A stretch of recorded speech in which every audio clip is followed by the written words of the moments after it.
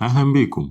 تخيل معايا كده واحد بيكذب عليك، تكتشف الكذبة تواجهه بيها، والنهاية أنت اللي بتقول أنا آسف. السؤال اللي محدش بيسأله هنا: إزاي ده بيحصل أصلا؟ إزاي الضحية بيتحول لجاني، وإزاي المخطئ بيطلع بريء، وإزاي الحقيقة بتختفي قدام عينيك؟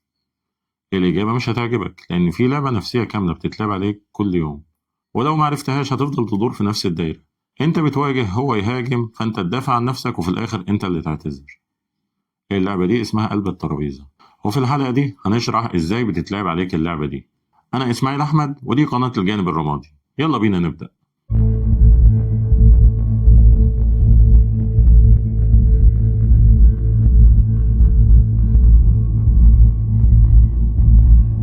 لو سبق وحسيت إن في حاجة غلط لكن ما قدرتش تحط إيدك عليها، لو سبق ولقيت نفسك بتبرر لحد وهو اللي المفروض يبرر لك، الحلقة دي ليك. بس قبل ما نبدأ، ما تنسوش لايك، شير، سبسكرايب، وفعلوا زر الجرس عشان دايما يوصلكم كل جديد. تخيل معايا الموقف ده: لما تكتشف إن صديق ليك بيكذب عليك في موضوع مصيري. قعدت معاه وبدأت الكلام بهدوء: أنا عرفت إنك كدبت عليا وده جرحني جدا. توقعك المنطقي إن النقاش هينتهي بكلمة أنا آسف، لكن الواقع اللي حصل إنك فجأة سمعت: أنت بتشك فيا؟ أنت إنسان شكاك ومريض، أنا مش عارف أنت مستحمل نفسك كده إزاي. في لحظة الكذبة اختفت، وبقيت أنت المتهم بالشك والتجسس، والترابيزة اتقلبت بنجاح. ممكن تفتكر إن دي مجرد خناقة عادية، بس في الحقيقة دي استراتيجية دفاعية معقدة بتمارس ضدك يوميا. العقل البشري لما بيتحاصر بالحقيقة بيبقى قدامه حل من اتنين: ينهار ويعترف وده مؤلم نفسيا، أو يكسر الحقيقة ويقلبها ضدك عشان يحمي الصورة. وعلشان ما تقعش في الفخ ده تاني، لازم نفكك المكتبة السوداء لتكتيكات قلب الترابيزة. ومعنا 10 تكتيكات. رقم واحد: المثلث الذهبي للتلاعب، مثلث دارفو. في التكتيك ده اللي قدامك بيعمل 3 خطوات: بينفي الخطأ، بعدين يهاجمك، وبعدين يقلب الأدوار، وبيبقى هو الضحية وانت الجاني. مثال: لما تواجه موظف في تقصيره الشديد في الشغل فيرد: انا ما قصرتش اصلا، انت مدير فاشل وبتحب تحبطنا، انا بقيت بشتغل في بيئة سامة وبفكر استقيل من الضغط النفسي اللي انت بتعمله. هنا هو عمل ايه؟ حول نفسه من موظف مقصر لضحية بيئة سامة، وحولك انت من مدير بيحاسب لمدير فاشل ومحبط. ازاي ترد عليه؟ انا واخد بالي اننا سيبنا موضوع التقصير وبقينا بنناقش شخصيتي. ممكن نخلص النقطة الأولى وبعدين أوعدك نناقش كل ملاحظاتك على إدارتي. رقم اتنين: مغالطة وانت كمان، أو وات اباوتيزم. هنا هو بيفتح ملفاتك القديمة عشان يميع خطأه ويساوي الأخطاء. يعني لما تواجه شريك أو صديق لك إنه نسى ميعاد مهم، فيرد: أنا نسيت. طب ما أنت ضيعت المفاتيح الأسبوع اللي فات وخلينا نلف حوالين نفسنا، اشمعنى دي ساكت عنها وما طلعتش فيها بطل؟ هنا هو عمل إيه؟ جاب غلطة قديمة ليك وسواها بغلطته الحالية عشان يقول لك: ما إحنا الاتنين غلطانين، إيه اللي مخليك أحسن مني؟ والرد القاتل: موضوع المفاتيح كان فعلا غلط ومزعج، بس ده مش مبرر لنسيان ميعادنا النهارده. خلينا نحل مشكلة النهارده الأول وبعدين نرجع للمفاتيح لو حابب.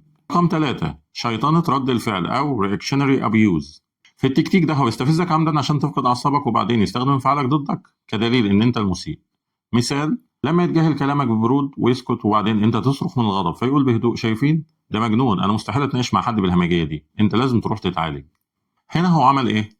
استفزك عمدا بالبرود والتجاهل، ولما انفجرت استخدم انفعالك كدليل انك مجنون وهو الهادي العاقل. والرد القاتل عليه: صوتي العالي هو رد فعل طبيعي لاستفزازك المتعمد، بس ده مش هيغير الحقيقة اللي بنناقشها، فخلينا نهدى ونكمل موضوعنا. 4: الإسقاط النفسي أو projection. في التكتيك ده هو بيرمي عيوبه أو أخطاء عليك عشان يهرب من مواجهة حقيقته البشعة. مثال: شخص بيخبي موبايله دايما وفجأة يتهمك: أنت مخبي أسرار وعينك زايغة وبتحور عليا. هنا هو عمل إيه؟ هو الشخص اللي عنده السلوك المريب، لكنه رمى الاتهام عليك عشان يخرج من دايرة الشك ويحطك أنت فيها. والرد القاتل في موقف زي ده: إسقاط اتهامك عليا مش هيخلي أفعالك تختفي، أنا واثق في نفسي. وخلينا نرجع لموضوعنا الأساسي. 5: الهجوم بالملل والتذمر، ذا كريتيسيزم شيلد. في التكتيك ده هو بيحول النقاش من الخطأ إلى أسلوب نقدك عشان تحس إنك مذنب لأنك فتحت بقك.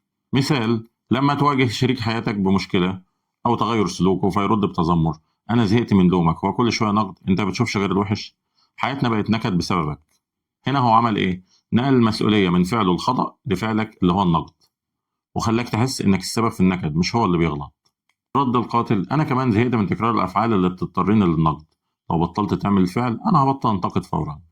6: التنظير السوفسطائي. هنا هو بيستخدم فلسفة معقدة أو منطق غامض مش عشان يفهم، بل عشان يربكك ويفوز. مثال على كده: بدل ما يعتذر عن كذبة يقول: الكذبة أحيانا رحمة، ولو قلت لك الحقيقة كنت زعلت أكتر، أنا حميتك من الألم. هنا هو عمل إيه؟ حول الكذب من فعل خاطئ لتصرف نبيل، وبكده خلاك تحس إنك ناكر للجميل مش شخص متضرر. رد القاتل: كلامك الفلسفي جميل بس الحقيقة إنك كذبت عليا في نقطة معينة. إيه سبب ده بعيد عن النظرية؟ 7. التلاعب بالعقول أو جاز لايتنج.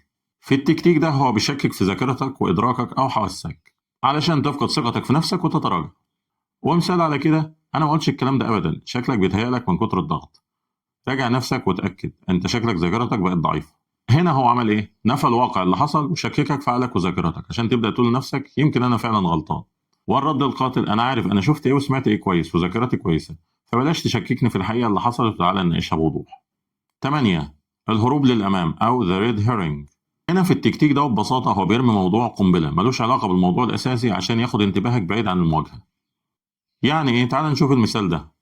أنت بتواجه شريك حياتك إنه كذب عليك في موضوع معين، فيقول لك فجأة: طب ما إحنا أصلا مش مبسوطين مع بعض خالص، يعني أنت حاسس إن لسه عايزين نكمل ولا يستحسن نسيب بعض وخلاص؟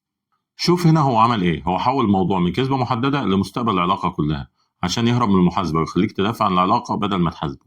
رد القاتل ده تكتيك معروف اسمه قلب الترابيزة. انت بتحول الموضوع من كذبة محددة لمستقبل العلاقة كلها عشان تهرب. مش هينفع، هنتكلم في الكذبة دي الأول وبعدين نشوف موضوع العلاقة ما بيننا. 9. الصمت العقابي والانسحاب المفاجئ. التكتيك ده هو بينسحب فجأة أو يسكت عشان تحس بالذنب وتجري وراه وتصالحه. ومثال على كده: أول ما تتكلموا والموضوع يحتد وتبدأ تواجهه بدليل يقوم قايل لك: أنا مش هكمل النقاش ده، ويقفل الباب، أو يسكت ويبص لك بنظرات كلها لوم عشان تبدأ تلوم نفسك إنك فتحت الموضوع. هنا هو عمل إيه؟ هو هرب من المواجهة بالانسحاب المفاجئ أو السكوت وسابك أنت في حالة جوع للإغلاق، يعني خلاك تجري وراه تعتذر أنت عشان يرجع.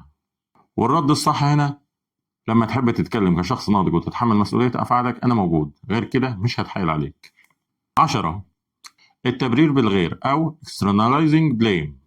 في التكتيك ده هو بيعترف شكليا لكنه بيعلق خطأه على ظروف أو على أفعالك عشان يهرب من المسؤولية. مثال على كده: أنا غلطت فعلا بس ده بسبب إنك ضغطت عليا جدا الفترة اللي فاتت وخلتني مش طايق نفسي، أو بسبب مديري في الشغل اللي مزهقني في عيشتي. هو اعترف شكليا إنه غلطان لكنه سحب منك حق لومه لما قالك أنت السبب أو الظروف هي السبب. والرد القاتل: الظروف بتمر علينا كلنا بس إحنا اللي بنختار أفعالنا، فارق تتحمل مسؤولية اختيارك ومن غير شماعات. وتعالى دلوقتي أقول لك ليه التكتيكات دي بتنجح. العلم بيقول لنا إنها بتستهدف 3 ثغرات بشرية أساسية. أول حاجة: التنافر المعرفي. الدماغ بيرفض يجمع بين أنا شخص كويس وبين أنا عملت غلط، فبيختار يغير الواقع ويخليك أنت المخطئ بدل ما يكسر صورته قدام نفسه. تاني حاجة: المفاعلة النفسية. إحساسك إن حد بيحاصر حريتك بيطلق إنذار داخلي إن لازم أقاوم، فبتتحول مواجهة لمعركة وجود مش محاولة فهم. رقم 3: استغلال الضمير. المتلاعب عارف إنه لو حسسك إنك قاسي أو ظالم فأنت هتتراجع فورا، فبيحول الجريمة لمحاسبة والضحية لخطأ ويخليك تدفع ثمنها بإنك تعتذر. والنتيجة إنك أنت اللي بتبدأ تشك في نفسك وهو بيطلع منها سليم. الخلاصة والقصة كلها مش إنك ضعيف، القصة إنك بتتعامل مع حد قرر إنه مش هيخسر أبدا حتى لو كلفه ده إنه يدمرك. قلب الترابيزة مش قوة، ده هروب، ومش ذكاء، ده عجز عن مواجهة الذات. القاعدة الذهبية: لو عايز تغير نتيجة النقاش ما تلعبش بالورق اللي هو بيوزعه. خد نفس، ركز في الموضوع الأصلي، وما تعتذرش أبدا عن ألم هو اللي سببه لك. خلينا نقول الفرق بين الحكمة والتلاعب. الحكمة إنك تفهم اللعبة عشان تحمي نفسك، أما التلاعب إنك تستخدمها عشان تأذي غيرك. في النهاية افتكر دايما فهمك لنفسك هو أول خطوة للتغيير، والوعي هو مفتاحك لكل خطوة جديدة. وما تنساش لايك شير سبسكرايب وفعل زر الجرس عشان دايما يوصلك كل جديد، واشوفك في رحلة جديدة جوه عقلك.